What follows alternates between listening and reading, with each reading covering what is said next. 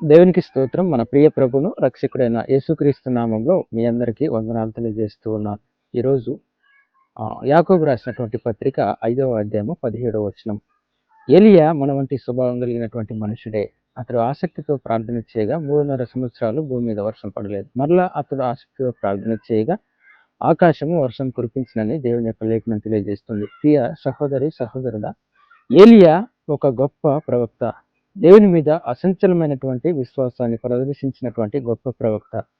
అతడు విశ్వాసాన్ని ఎప్పుడు దేవుని మీద అసంచలమైన గొప్ప విశ్వాసాన్ని అతడు ప్రదర్శించాడు అంటే, అననుకూలమైనటువంటి పరిస్థితుల్లో ఆహాబు రాజుగా ఉన్నప్పుడు, దేశం మొత్తము రాజ్యంలో ఉన్నటువంటి ప్రజలందరూ ప్రపదపడుతూ ఉన్నప్పుడు, ఒకే ఒక వ్యక్తిగా దేవుని పక్షాన్ని నిలబడి వారితో విశ్వాసం విషయంలో పోరాడినటువంటి వ్యక్తిగా మనం చూస్తూ ఉన్నాం. ఈరోజు మనము భారతదేశంలోనైనా సరే, ప్రపంచంలోనైనా సరే అటువంటి పరిస్థితిని మనం ఎదుర్కొంటూ ఉన్నాం. మనము దేవుని కొరకు నిలబడాల్సినటువంటి సమయం వచ్చింది.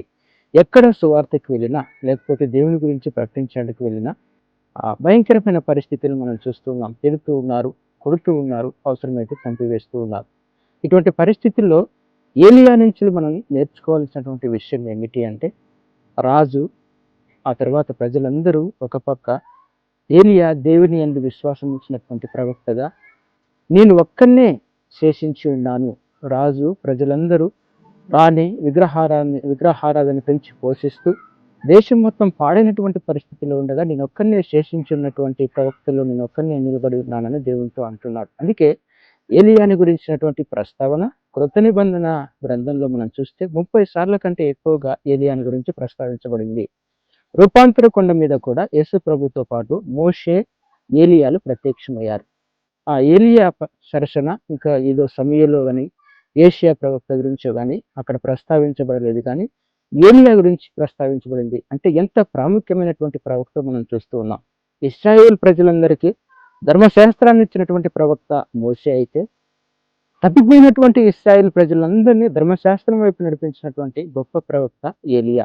ఏలియా నుంచి నేర్చుకోవాల్సినటువంటి విషయం ఏమిటంటే, కష్ట పరిస్థితుల్లో, క్లిష్ట పరిస్థితుల్లో దేవుని మీద ఆధారపడి మనము జీవించినట్లయితే ఖచ్చితంగా ఏలియా ఇంచుమించుగా 850 మంది ప్రవక్తలు, అషరాదేవికి 400 మంది, బయలు ప్రవక్తకు 450 మంది ప్రవక్తలను ఏలియా ఎదుర్కొన్నాడు.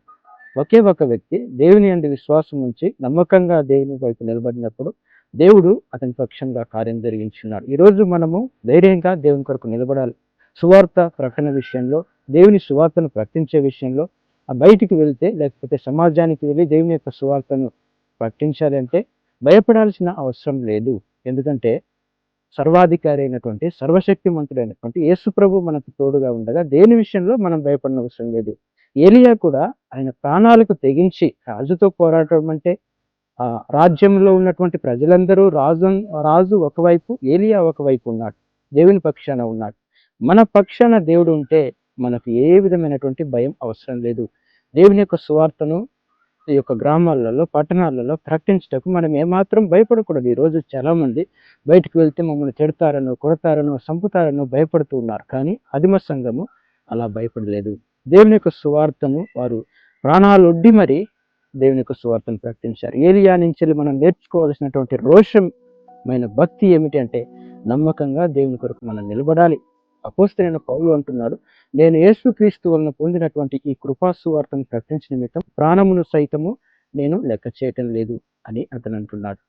కాబట్టి ప్రియ సహోదరి సహోదరుడా, దేవుని కొరకు నమ్మకంగా, రోషంగా మనం నిలబడి దేవుడు మనకు అప్పగించబడినటువంటి ఆ శ్రేష్టమైన పరిచర్యను ధైర్యముగా, ఏలియా ఎటువంటి విశ్వాసము, ధైర్యము కలిగి దేవుని కొరకు నిలబడ్డాడు. ఈరోజు మనం కూడా ఈ అననుకూలమైనటువంటి పరిస్థితుల్లో, ఈ అంత్యకాలంలో మనల్ని అనేక మంది హింసిస్తూ ఉన్నారు, దూషిస్తూ ఉన్నారు, దూషణ పాలు చేస్తున్నారు, అవసరమైతే చంపివేస్తున్నారు.